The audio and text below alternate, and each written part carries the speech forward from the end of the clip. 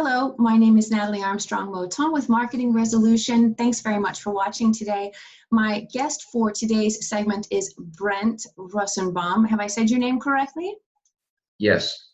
Excellent. Brent, you are in Ventura, California, but I know that you serve sort of the greater California region for your mediation practice.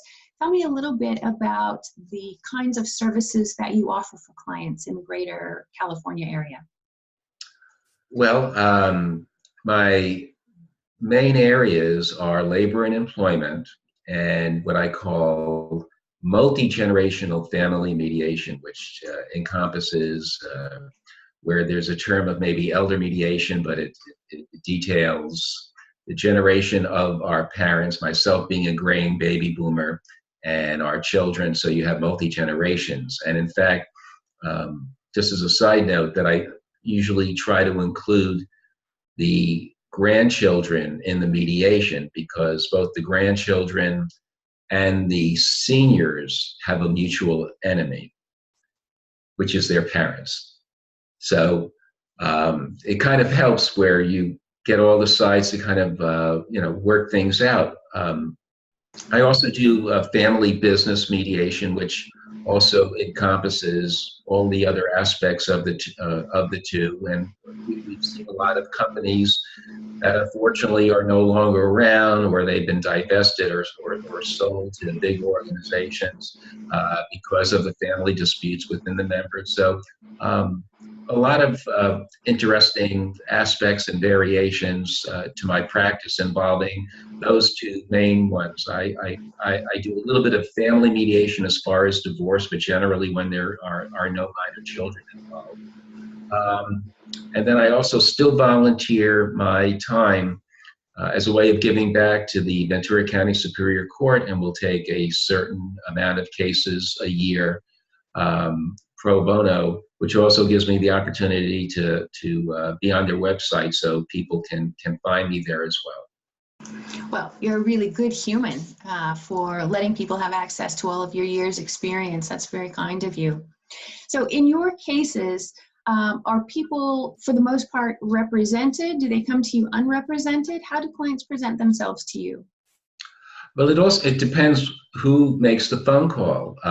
Sometimes it's attorneys that I've either worked with or through word of mouth, or sometimes it's just the individuals themselves that kind of see that there is a storm on the horizon and they try to work it out themselves, or their attorneys have told them that it would be far less expensive and more economical if they went into the mediation without their counsel present. But before they agreed to anything, if something was kind of written up, that they would review that and make sure that all the points were accomplished as far as what needed to be resolved before any final document is done. So there is no one specific way, where the phone call or email comes from. I welcome it all, but there is no one set way how somebody can reach out to me. Right. I think that's nice. Very nice. And then also, I know because we've talked about it previously, you maintain that there's no such thing as a typical mediation or a typical mediation client, that everything you do is customized for the people in the room. And I think that most people would assume mediation is a fairly standardized process, and you just work your way down a checklist of A through Z to get them to settlement. But you maintain that everything you do is customized. It can expand a little bit about that. The first time that I actually really dived into that, I was playing with a bunch of toys that I would have in my office. Like there's always like either a baseball it came from a movie, or one thing that I had picked up was a Rubiks Cube. And I said, how interesting is this? And the Rubiks Cube was in all disassembled. So the whites didn't line up with the whites, the blues didn't line up with the blues, the yellows, etc. And I brought that into a mediation one day, and I said, do you know what this looks like? And they said, yes, it's a screwed up Rubik's Cube. I said, no, it's not. I said, this is what your settlement will look like? And they said, what are you talking about? Everything isn't lined up. And I said, it doesn't have to be lined up if it's going to work for you. And every Rubik's Cube has, and I may be off, give or take a few thousand, but there's more than 148,000 different combinations that the Rubik's Cube could look like before you would get to having it back to the original store-bought form. And I said, your settlement, if it works for you, that's what it looks like. It doesn't have to be perfect, because perfect may not be right for you. So I have always used my Rubik's Cube analogy for what, as we had talked about, what that custom tailored settlement looks like. And I said, the next person, it's not going to look like that to them. And it may be another variation of the 148,000, but it's going to work for them. Well, that's genius. I love that analogy. But more than the analogy, what I like is that you are cognizant and responsive to the fact that every case is different, every person is different. The cases that we hear are as unique as the humans that bring them into our office spaces. And so your passion to provide that degree of service, I think, is really commendable. Oh, thank you so much. I just love the idea of being with someone. And mediation is a pretty amazing thing where up until that phone call, up until that mediation, I am, or any mediator, is just a total stranger. And if you approach your potential clients on the street and then you just went and asked them intimate questions, I mean, I don't know what the reaction would be, but I'm sure it would be nothing positive. Maybe even having the police come over that you're stalking or harassing, but in mediation, you're finding out things sometimes that even a business partner, a spouse, a family member has never known. And it's such an amazing, weighty amount of trust that's instilled in us that I treasure and value with the highest degree of care, and just putting my ethics just first and foremost, not to violate that, because you're being given something that's just, there's no monetary value to it. Yeah, it really is, and it always has the sensation of being an honor to have someone choose you to help them through their issues or disputes or conflicts, whatever their situation might be. That has never in the last handful of decades for me dissipated. And I think that it's important that remain alive in all of us to provide the best services to our clients. I think that's important. I like that.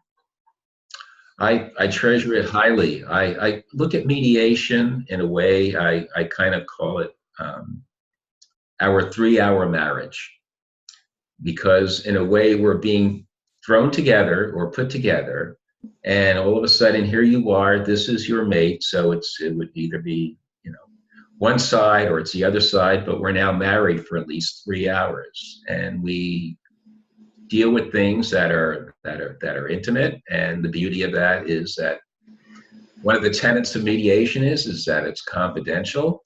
So in a way, I tell people, and I'm sure other mediators share the same view, that it is kind of like Vegas. What's said here stays here. But unlike Las Vegas, everybody comes out ahead in mediation.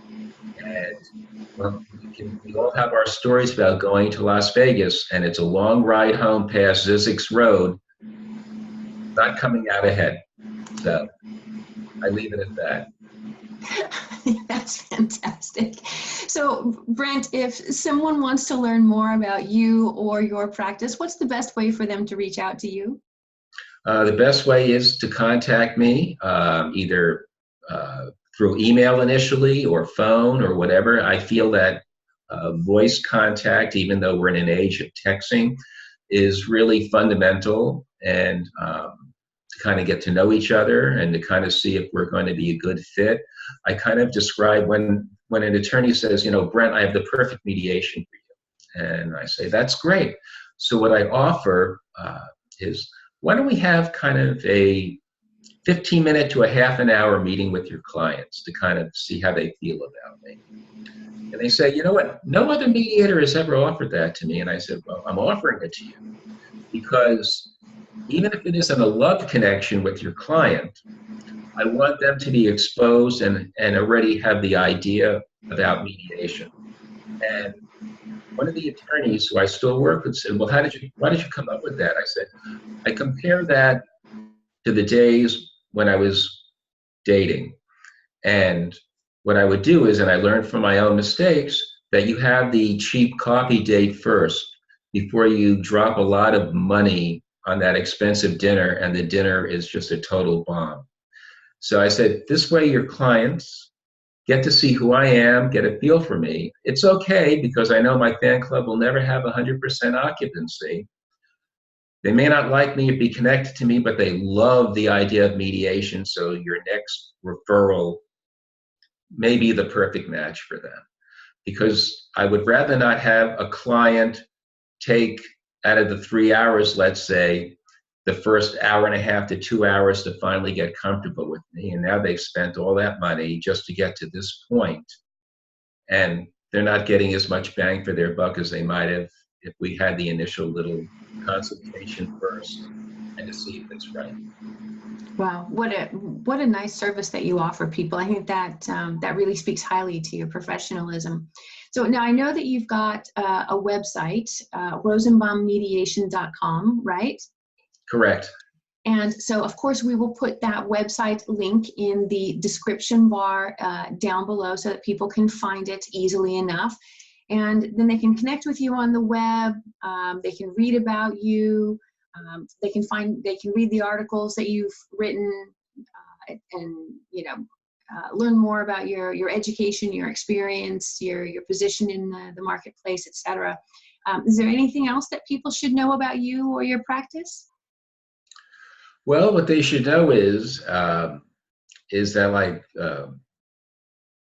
I don't have office hours, where whatever is appropriate for where to have the mediation, when to have the mediation. I do mediations in the evenings, on the weekends, and generally sometimes if they're not work-related type mediations when you're dealing with family.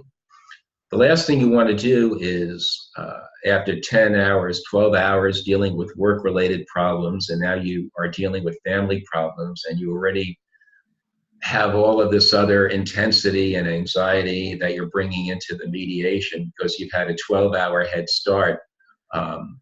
Usually on the weekend, you are a little more relaxed.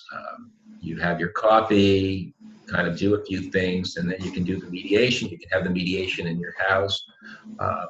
There is no, besides not having it anything as a typical mediation, there's no typical location to have a mediation, and I try to do that as well, where I've had mediations anywhere from renting out an artist's gallery, so I had to move the easels and the paints because they were creative type people, and that was more conducive than an attorney's office or a library. I've done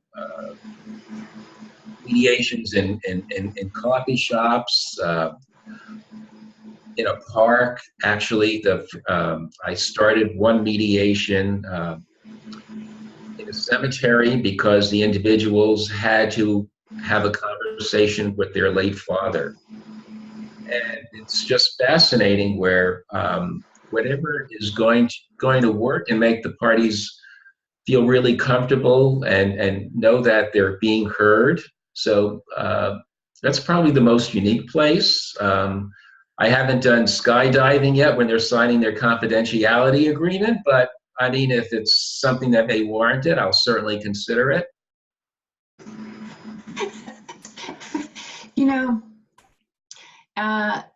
I've been having these conversations for 25 years, and you're the first person to tell me that they had any portion of an ADR process in a cemetery. And I'm laughing, and yet I can understand the value in that and how important that must have been to the client for you to be able to do that for them. Again, it's the practice that you've built and the service you provide. So impressive, Brent. I really appreciate you spending some time with me and explaining to all the viewers a little bit more about who you are and what you do. Thanks very much. Thank you, Natalie. I appreciate the opportunity to do this. And even if I am not your right mediator, but mediation is totally right.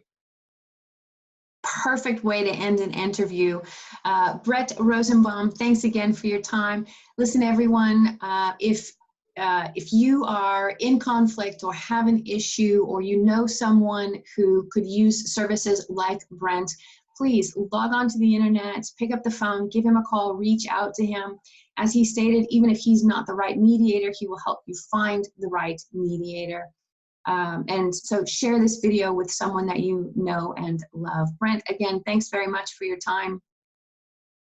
Thank you, Natalie. It's greatly appreciated, and the service that you provide as well is absolutely fabulous. Thanks for the compliment. All right, everyone, this is me signing off. As always, be good humans. Bye-bye.